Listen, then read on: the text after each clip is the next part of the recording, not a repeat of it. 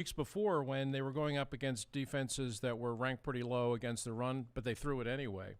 I think that this week they have certainly tailored their game plan here to the weakness of the Chargers, which is running the football, and they've run it very successfully. It's a shame they couldn't finish off the last drive, but they clearly own the line of scrimmage in this game. I mean, you can see that when they want to run the ball, they can run it really well. The last third down call I thought was a really good one, the quarterback draw. That was beautiful. It was a straight up draw, and I don't know if that was the play that was called or if Hurts, when he saw the way the defensive line was deployed, if he switched to it. But it was absolutely the perfect call in that situation.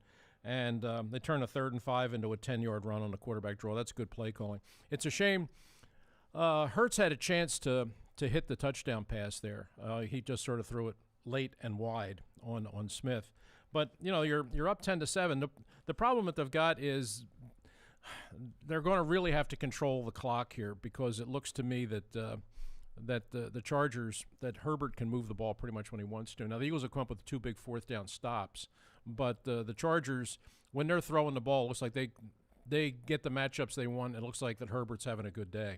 Jalen Hurts, 4 of 9, 54 yards, a passer rating of 64.1, but yet the rating's not great, but he's managing the game just fine so far. Oh, yeah, he is.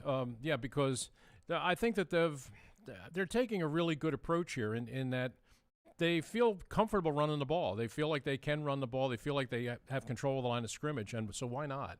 You know, and the one thing that you see is when you run that kind of offense, you stay out of long 3rd and longs. I mean, you look at the 3rd downs that the Eagles have had in the first half here, and it's part of the reason why they're 5 for 8 on 3rd down, is that the 3rd downs are all 3rd and 4, 3rd and 5, 3rd and 3. I think they only have one that's a 3rd and 10. They had that one time.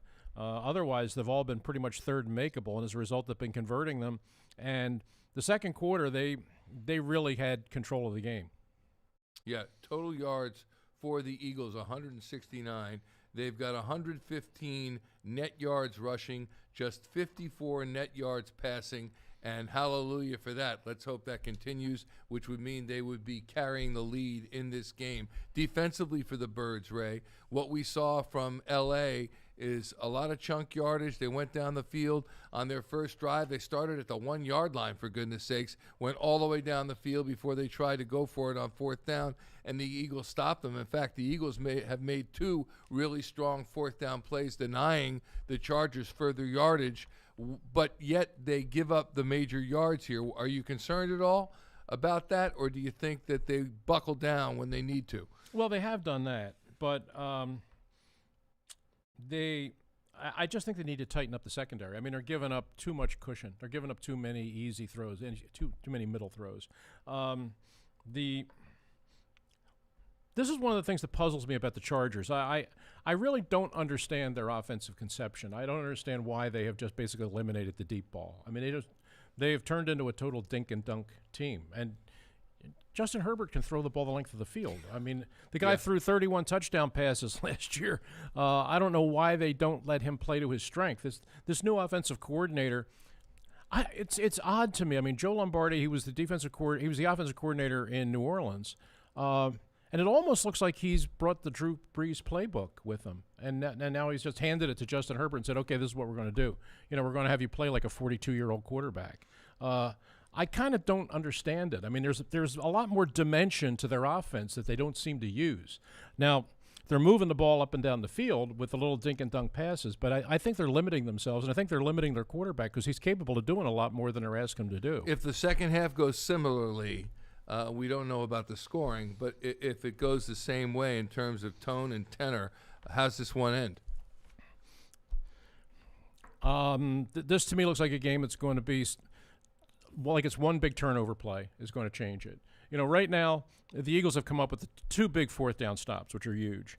But the Chargers are able to complete passes and move the ball. It looks like unless the Eagles tighten up their secondary, which they really need to do. They're trying some things blitz-wise. They've sent some blitzes, but to me, the back end is not it's not pressing the coverage the way I think it needs to. It needs to get stickier. You know, it needs to make those throws tougher. You know, Herbert takes one look and the ball's out of his hand, and it's an easy completion, and you move the change. I think that what I would really like to see them do is press on it and make Herbert have to hold the ball an extra beat or so, and then maybe your rush could get there. But, you know, to me, Mike, this looks like the kind of game I think it's going to be real close, and I just see it as a game that somebody's going to make a mistake. There's going to be a tip ball, there's going to be a fumble, there's going to be a turnover, and that's going to be the difference in the game right now.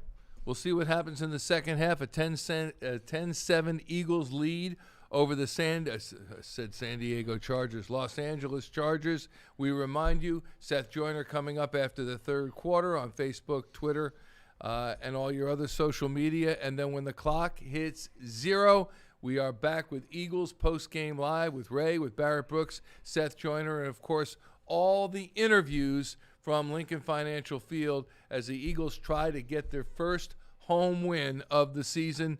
Let's see what happens in the second half.